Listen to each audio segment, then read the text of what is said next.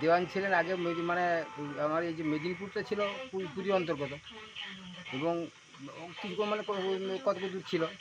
এবার সেখানে এই সমস্ত জমি জায়গার সম্পর্কিত রাজার ঘরে যে দেওয়ান ছিলেন, দেওয়ান দেখতে আসতেন। এই দেখতে আসার জন্যে আর দেখাশোনা করতেন। তখন কিন্তু সদ্য মুসলমান তো কোনো জাতি নেই, এখন মুসলমান আমাদের তৈরি করা হয়েছে হিসাব অনুযায়ী। মুসলমান মানে ইয়ে করা হয়েছে তার কর্মের জন্য তাকে মুসলমান করা হয়েছে।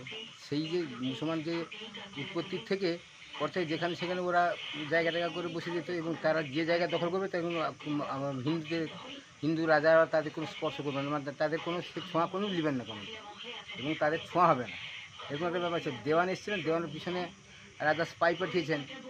এবার সে এসে দেখে যখন যে দেওয়ান দেখলেন যে একদম মুসলমান একটা কোথাও তাঁবু করে বসে আছে, কোন নির্দিষ্ট জায়গায় জানি না, মোটা সে তাঁবু করে বসে, সেই জন্য তাকে বলে যে এরপর তুমি কোথাও যাবে না, তাকে বুঝিয়ে দিয়েছিলেন।